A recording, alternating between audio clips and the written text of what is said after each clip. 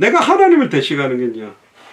내가 아무리 용을 써도 아이를 안 주시는데 하나님이 주는 건데 내가 어떻게 할 수 있겠냐? 레아는 루벤, 시몬, 레위, 유다 굉장히 좋은 레위 지파도 좋고 유다 지파도 예수님이 오신 지파니까 너무 좋은 4명을 이렇게 낳았잖아요. 그러니까 자식을 못 놓으니까 미치는 거예요. 요즘도 자식을 못 놓으면 많이 힘들어하고 뭐 요즘은 아예 안 놓고 그냥 부부끼리 잘 살아야 되겠다 이런 경우도 있지만 지금으로 따지면 거의 6,000년 전이거든요. 6,000년 전에는 한 가문의 계승이나 번성 씨를 그것도 딸을 많이 놓으면 의미가 없다 그랬잖아요. 저 어릴 때만 해도 딸 많이 나오면 막 쳐다보지도 않고 막 아들 낳아야 기뻐하고 이랬거든.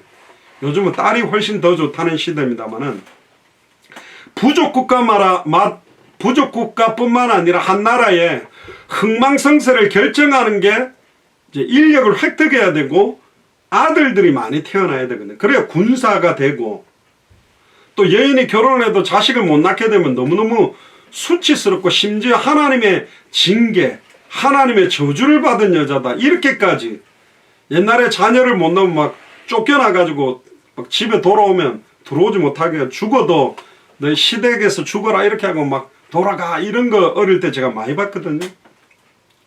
라헬은 야곱의 지극한 사랑을 받았지만 자식을 출산하지 못했어요.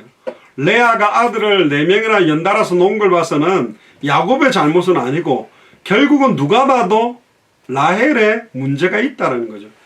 그러니까 너무너무 자존심도 상하고 언니 레아를 투기하고 질투하게 되는 거죠.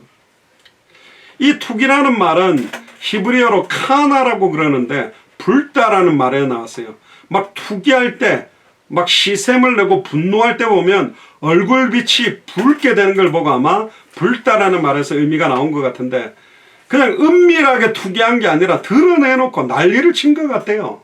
막 레아가 있는데도 불구하고 막 야곱한테 식모랑 바가지를 긁어댄 거죠.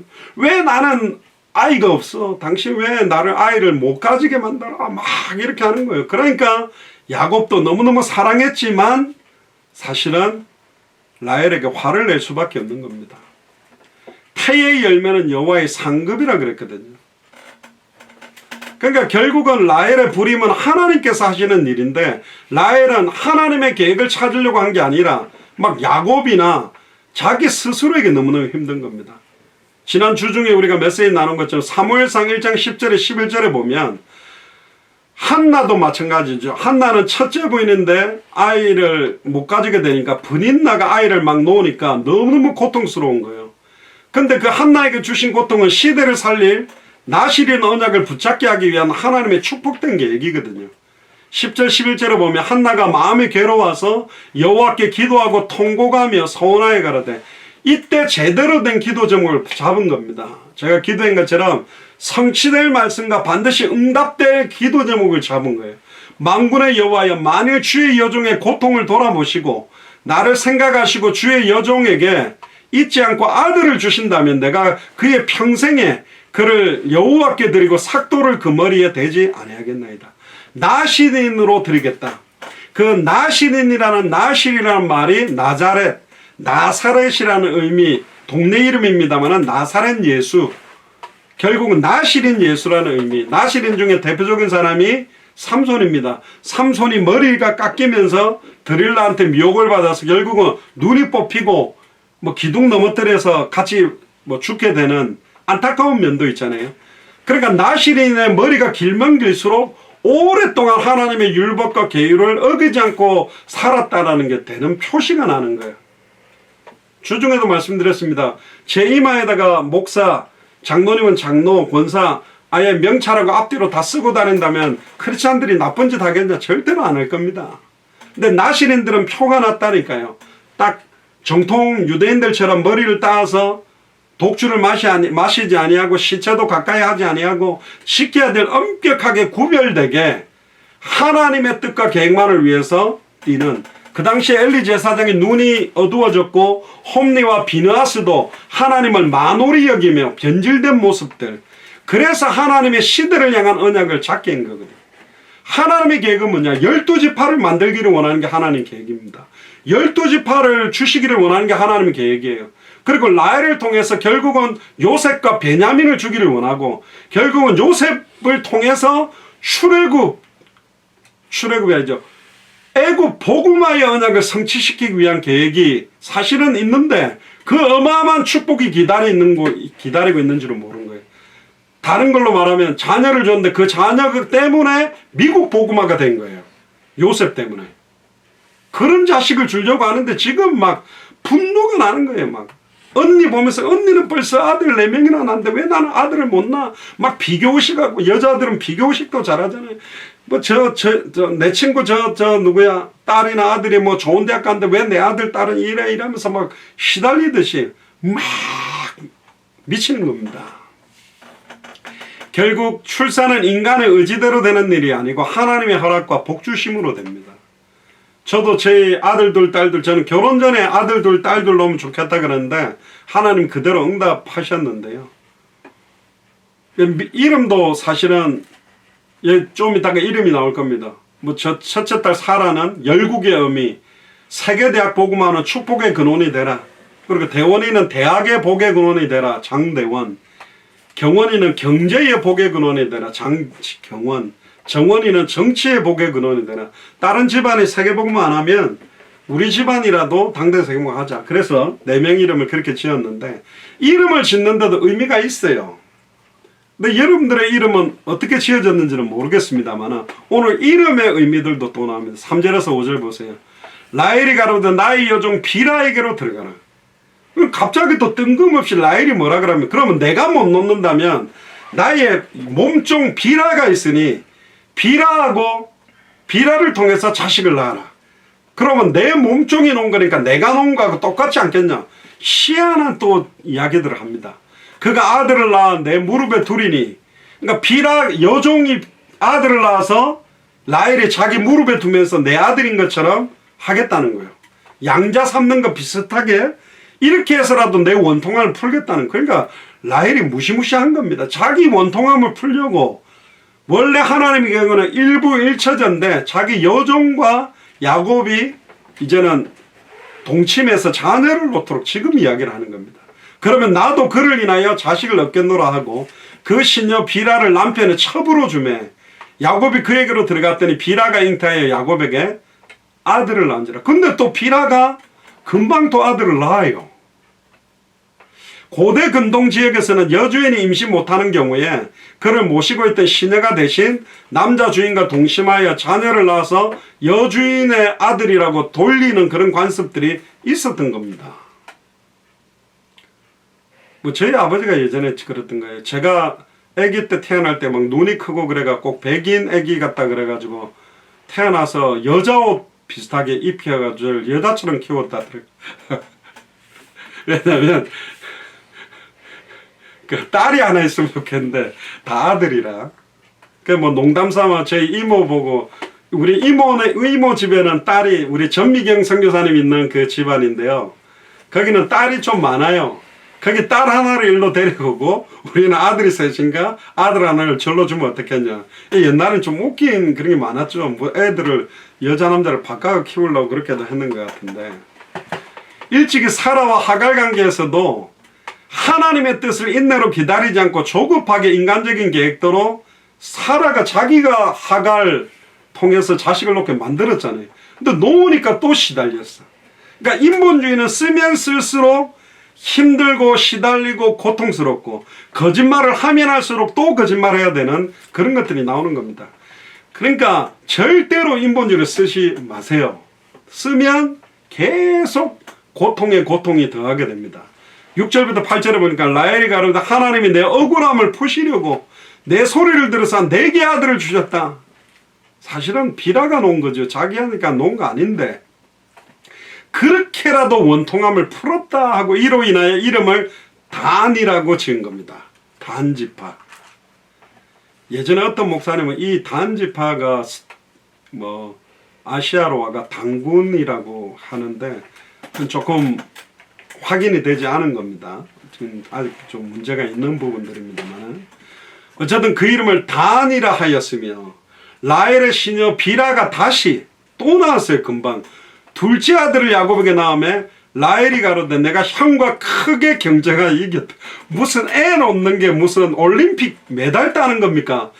뭘 경쟁해서 이겨요. 레아는 아들이 넷인데 자기 시녀 비라가 둘 안 낳았으면 4대2면 축구로 따져도 아직 2명을 더 낳아야 동점인데 그거 보세요. 지금 아이를 놓는데 하나님이 언약이고 계획이고 이게 아니고 언니 이겨먹으려고 자기 시녀를 통해 또 애를 놓은 거예요. 그러니까 내가 레아와 크게 경쟁하여 이겼다 그러면서 납달리라고 이름을 또 지었어요. 경쟁해서 이겼다 이런 거예요. 그러니까 자녀 이름을 잘 지어야 됩니다. 억울함을 푼다고는 사정을 들어둔다는 건데 그래도 하나님은 너무너무 사랑하니까요. 그 소리를 들어주신 거예요. 그러니까 아마 라헬이 되게 질투심이 많았던 것 같아요. 또 자기가 언니보다 더 사랑을 받고 있다는 것도 알고 야곱은 누구보다도 나를 사랑한다는 걸 알다 보니까 그 하나님은 꼭 보면요. 꼭 하나씩 부족하게 만들어요. 2%씩. 너무너무 머리가 좋으면 뭐 못생기기도 하거나 또 막 뭔가 이렇게 잘 나가면 뭐 경제적으로 어렵다든가 완벽하게 모든 조건을 다 주지 않는 이유가 뭐냐? 그게 뭐냐? 하나님 앞에서 상한 심령, 어떤 면에서는 마음이 심령이 가난해야만 하나님을 의지하게 되거든. 모든 것들이 완벽한 조건에 놓이면 절대로 하나님을 의지하지 않는 게 인간의 사악함이고 간사함입니다. 이거는 목사 누구를 떠나서 다 똑같은 겁니다.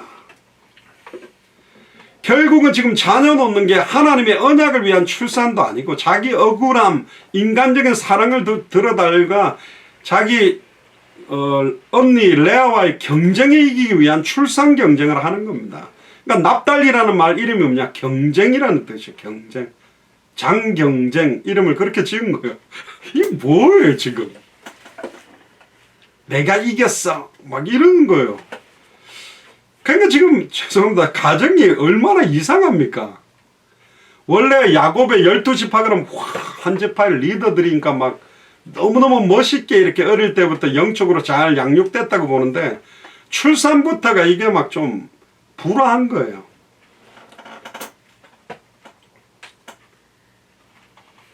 구절 13절을 보세요. 레아가 자기 생산이 멈춤을 보고 이제 레아도 약간 저거 봐라. 벌써 지금 비라를 통해서 2명이나 쫓아왔어. 이러다가 내가 추월당하겠는데. 그러니까 갑자기 레아도 또 뭔 방법을 하라고. 니도 시녀를 통해서 애를 낳아? 그러면 나도 시녀가 있어. 실바를 또 야곱에게 줘서 여보 내 시중 벌써 애 낳았으면 됐잖아요. 근데 혹시나 더 낳아서 비슷해질까봐 실바를 취해가지고 야곱에 또 처벌을 줘요.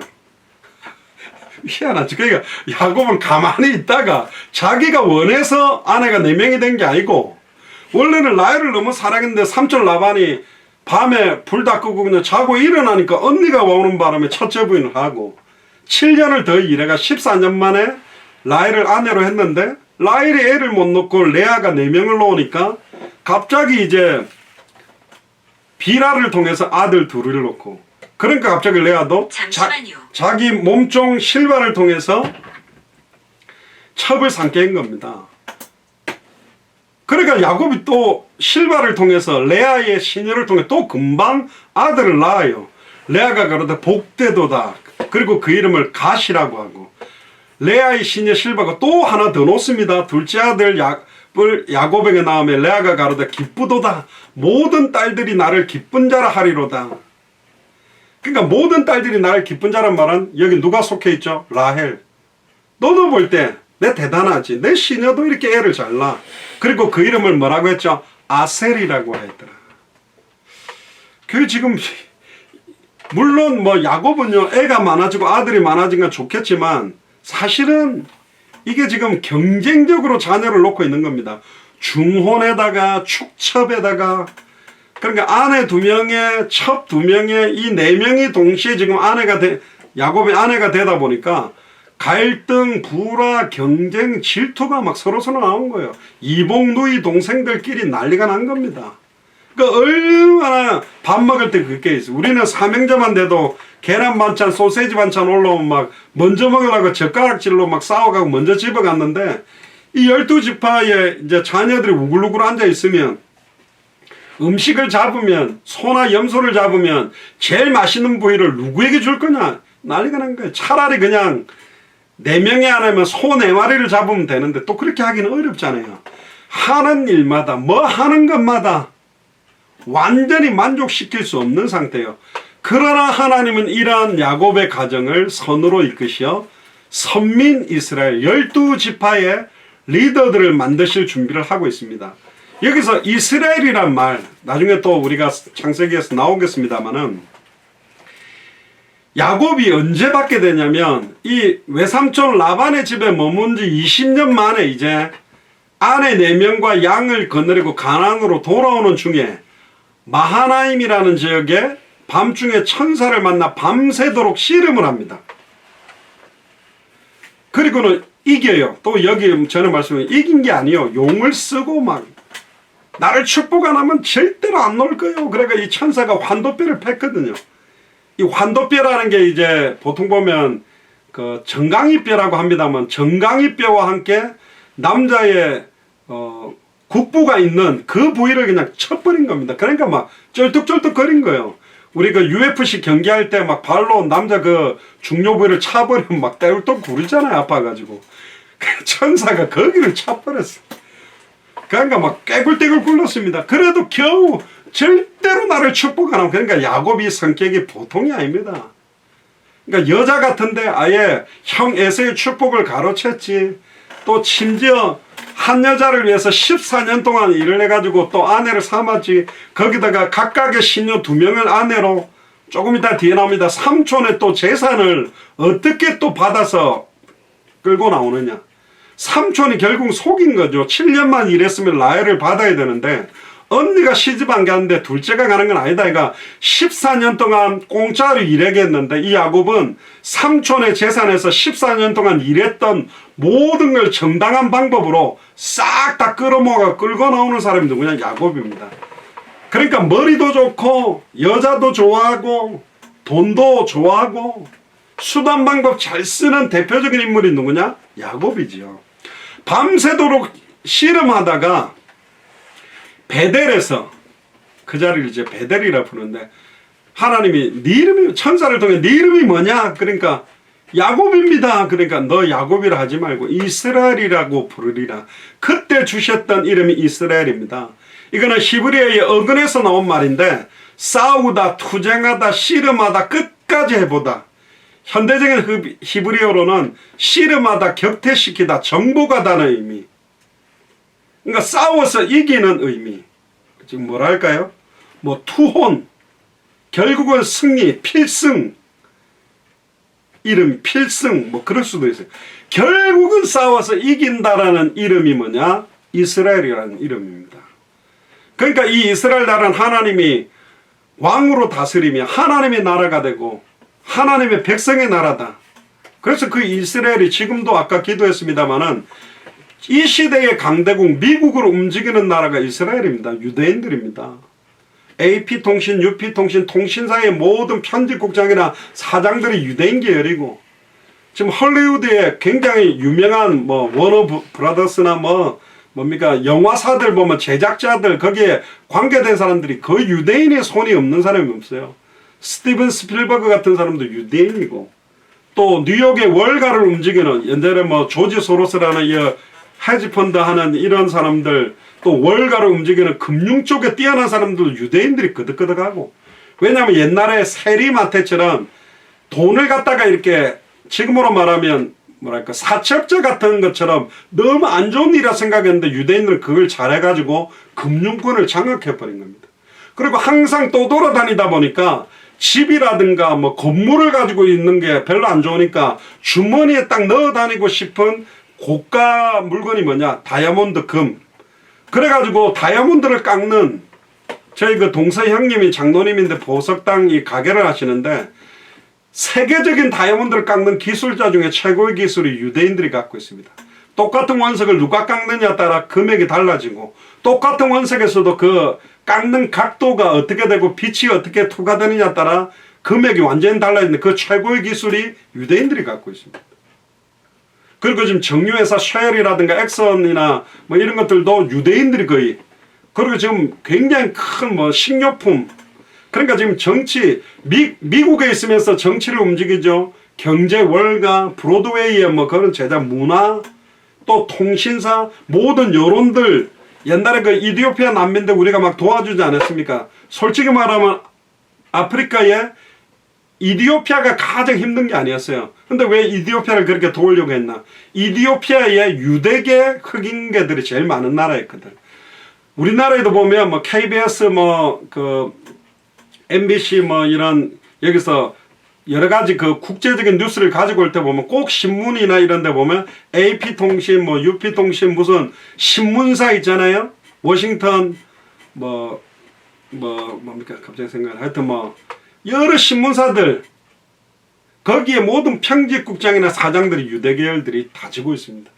그러니까 뭐 공화당이 됐든 민주당이 됐든 미국의 대통령이 누가 돼도 그 대통령들이 항상 참여하는 데가 뭐냐, 유대인 계통들이 정치 자금을 공식적으로 대주는 경제인들 모임이 있어요. 거기 가서 딱 하는데, 거기 딱 가서 대통령이 되거나 대통령 후보가 된 사람들이 연설할 때 거의 상원 하원 의원 80~90%가 그 자리 다 가가지고 앉아 있습니다. 왜?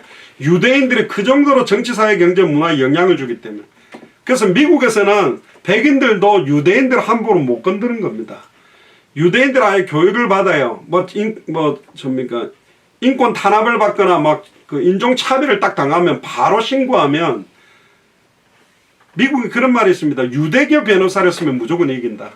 그 정도로 유대교, 우리로 말하면 한국어로 말하면 정관예우, 무슨 판사, 검사 뭐 출신 이런 사람들처럼 유대계들이 아예 판사 뭐 이쪽에 다치고 있거든요. 그러니까 그 조그마한 나라가요, 이 전 세계를 지금 잡고 있습니다. 뭐 프리메이슨이다, 일루미나티다, 뭐 그런 조직은 뭐 여러 가지 연결돼 있습니다만은 어쨌든 그 정도로 이스라엘이 대단한 나라입니다. 함부로 하지 못하는 나라예요. 이스라엘도 쪼개져 가지고 남과 북으로, 남유다 북이스라엘로 쪼개져 있는데도 어마어마한. 근데 결국 하나님은 이 육적인 이스라엘을 영적인 이스라엘로 바꿔버렸습니다.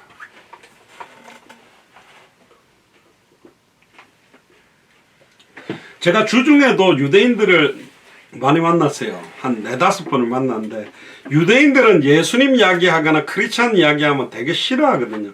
그 자기 주의시라고 말 못하게 하거든요. 근데 하나님 지혜를 주셔가지고 내가 하나 물어볼 게 있다. 뭐냐? 메시아가 무슨 뜻이냐? 유대인들은 메시아를 기다린다고 들었다고. 맞대요. 모르겠대. 기름 부음 받은 자다. 기름 부음 받은 자가 뭐냐? 그 유대인들이 읽는 성경의 구약 모세오경에 보면, 토라에 보면 기름 부어서 세웠던 직분이 3개다. 선지자, 제사장, 왕. 그런데 메시아는 참된 선지자, 참된 제사장, 참된 왕을 말한다. 그럼 왜 이 3가지 직분 하나로 합한 게 메시아냐? 결국은 아담과 하와 때 모든 문제가 시작이 되게 된 백그라운드의 문제가 뭐냐? 3가지 문제다. 사탄이 미혹해서 죄를 짓고 하나님과 단절되게 됐다. 그 사탄의 머리를 깨뜨리는 참된 왕이 바로 메시아다. 아예 사탄의 머리를 박살내고 부활할 거라고 돼 있다. 맞대. 그 다음에 죄 문제 때문에 모든 사람이 당하는데, 이 메시아가 원래 제사장은 짐승의 피를 가지고 죄를 없애는데, 메시아는 참된 제사장이기 때문에 자기의 피로 단 한 번의 제사로 모든 죄를 없애는 분이라는 거. 맞대. 그 다음 참된 선지자는, 원래 선지자는 하나님의 말씀을 말하는 건데, 메시아는 메시아가 하나님의 말씀이다. 그러니까 말씀이 육신이 되어 이 땅에 와서 100% 하나님, 100% 사람의 몸을 입고 내 죄가 없는 분으로 오는 거. 맞대요.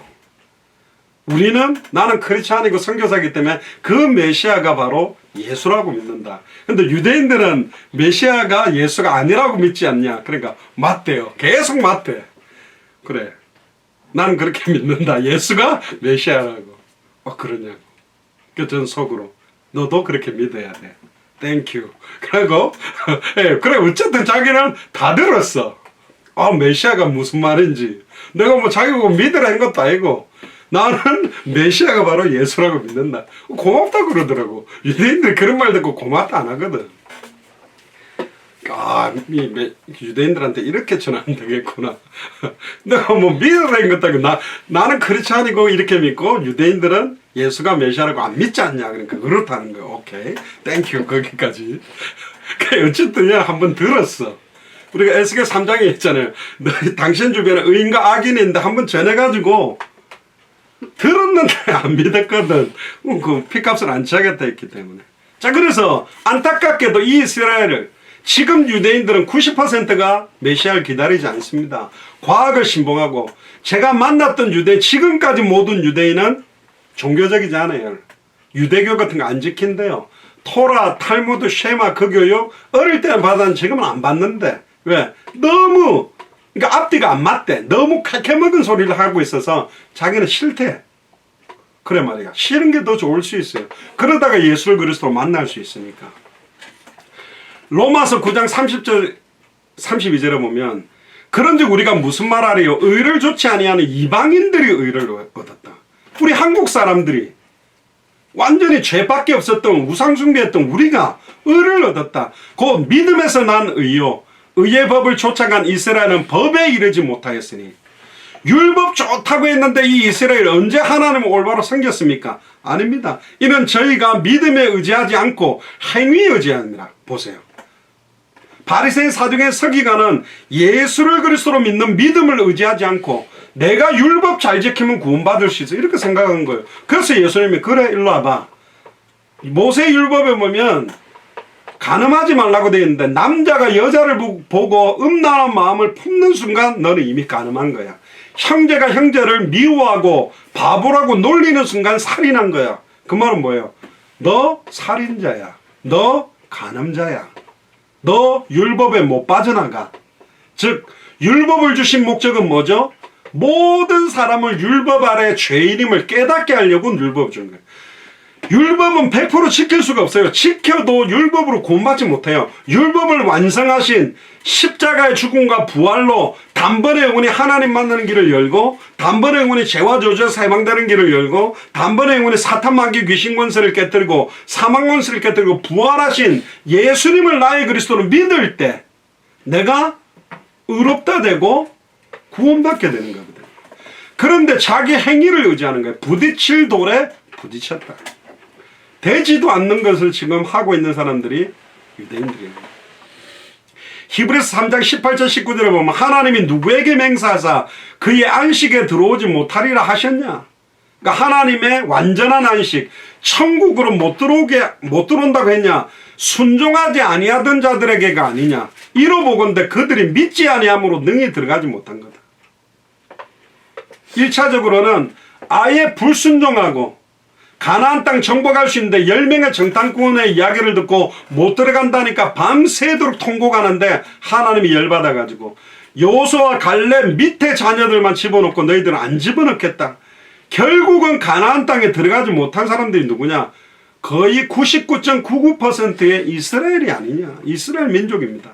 히브리서 8장 9절에 주께서 이르시되 이 언약은 내가 그들의 열조의 손을 잡고 애굽 땅에서 인도하던 날에 그들과 맺은 언약과 같이 아니하도다. 그들은 내 언약 안에 머물러 있지 아니하므로 내가 그들을 돌보지 아니하였다. 이스라엘 민족이 언약 안에 머물러 있지 않는 거예요. 금방 모세가 안 보이니까 아론한테 야 우리를 애굽에서 끌어내는 여호와를 만들어내라. 그러니까 너희들 갖고 온 금가락지 금부채 다 갖고 와. 그렇게 해가 그걸 가지고 금송아지를 만들어 놓고 아론이 앞장서 가지고 자 이 신이 우리를 출애굽하게 한 여호와다. 그러니까 할렐루야 그러면서 돌면서 막 잔치하고 우리 하나님이라면서 금송아지를 하나님이라 부르고 여호와라 부르니까 모세가 두 돌판에 십계명 들고 나가 너무 열받아 박살을 내버렸다니까. 그리고 칼을 들고 여호와 편에 속한 자는 이 성막에서 저 성막을 달리며 우상 숭배하는 자를 칼로 다 죽여라 그랬어요. 그때 레위 지파가 일어나는 칼로 다 죽입니다. 그리고 뭐라 그랬냐? 너희들이 헌신했다. 그게 이스라엘의 역사입니다. 구약 성경이요 이스라엘이 되게 잘 믿었냐? 아닙니다. 육적인 이스라엘은 믿음에 난 의가 아니라 율법의 행위를 의지하고 하나님의 언약에 머물러 있지 않았기 때문에 하나님의 백성 아브라함과 다윗의 자손의 축복을 지금 못 받고 있어요. 지금도 메시아라고 예수를 믿지 않습니다. 스스로 아브라함의 자손이라고 강조하지만 믿음의 조상 아브라함 자손은 메시아를 바라보고 구원받았는데 그 아브라함이 바라봤던 메시아 언약을 놓치고 있는 거죠. 그래서 요한복음 8장 39절에 대답하여 이르되 우리 아버지는 아브라함이라 하니 예수께서 이르시되 너희가 아브라함의 자손이면 아브라함이 행한 일들을 할 것이거니와 지금 하나님께 들은 진리를 너희에게 말한 사람인 나를 죽이려 하는도다. 아브라함은 이렇게 하지 아니하였느니라. 유대인들은 혈통적으로는 아브라함의 자손인지는 모르지만 예수님도 더 이상 너희들은 아브라함의 자손은 아니야. 혈통으로 얼굴색만 유대계의 얼굴을 가지고 있다고 해서 아니야. 영적으로 하나님의 언약이 없으면 유대인이 아니야. 예전에 어떤 랍비가 탈무드에 이런 걸 썼어요. 한 사람인데 머리가 2개 달린 사람이 있는 거예요. 물었어요. 1명이냐 2명이냐. 어떤 사람은 머리가 2개 생각하는 거 말하는 게 다르니까 2명입니다. 어떤 사람은 몸 하나에 붙었으니까 1명입니다.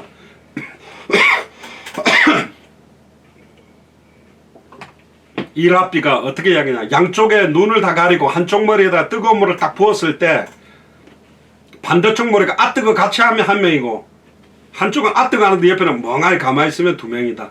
근데 아뜨거 하게 돼 있지 왜? 한 몸에서 연결돼 있고. 그 말은 뭐냐? 흩어져 있는 디아스포라 유대인들이 전 세계에서 너무너무 고통받고 고난받고 죽어가고 있는데 그 고통을 나의 고통이라고 생각하는 사람들이 유대인이지 신분만 유대인이라고 유대인 아니다. 그런 얘기거든요. 근데 여기는 더 선명하게 말한 거예요. 예수님이. 진정한 아브라함의 백성은 예수를 그리스도로 믿는 자들이다. 베드로전서 2장 9절 10절 보세요. 이 베드로전서는 누구에게 말한 거냐? 유대인에게만 말한 게 아닙니다. 지금 이방인이었던 우리 한국 사람뿐만 아니라 200개 나라 2000개가 넘는 미존도 부족 국가에 사는 사람들에게 오직 너희는 택하신 족속이요 왕같은 제사장들이요 거룩한 나라요 그의 소유된 백성이니 이는 너희를 어두운 데서 불러내요 그의 기이한 빛에 들어가게 하신 자의 아름다운 덕을 복음이죠. 예수가 그냥 복음을 선전하게 하려면 복을 선전하는 사람이 선지자. 위에 보니까 제사장이 나오고 왕이 나오고 삼중직분이 정확하게 들어있어요. 너희가 전에는 백성이 아니더니 우리를 말합니다. 이스라엘 민족 안에 너희가 전에도 백성이요 이제도 백성이요. 그러면 잘 믿는 유대인들을 말하는 거죠. 너희가 전에는 백성이 아니더니 이방인들을 말합니다. 우리 한국 사람 말하는 거예요. 이제는 하나님의 백성이 할렐루야. 예수를 그리스도 믿었기 때문에 우리는 하나님의 백성이고 아브라함과 다윗의 자손이 된 거예요. 전에는 긍휼을 얻지 못하였더니 이제는 긍휼을 얻은 자다. 예수를 그리스도로 믿는 믿음을 가진 자들이 하나님의 백성으로 택하신 족속이 되고 그의 제사장이 되고 그의 하나님의 나라가 되고 그의 소유된 백성이 되었다는 거죠. 과거의 육적인 이스라엘은 하나님의 백성 되는 자격을 다 상실했어요. 꼭 누구와 같죠? 에서와 같아요. 장자의 명분을 버려버린 거예요. 야곱이 뭐냐? 사실은 영적으로 보면 이방인처럼 원래는 장자의 축복을 받지 못하지만 그 축복을 받게 돼서 12지파의 조상이 되는 축복 속으로 들어오게 되는 영적인 의미가 있는 겁니다. 하나님께서는 그 나라를 예수를 그리스도로 믿는 사람들로 이루어진 에클레시아 교회로 세워주셨고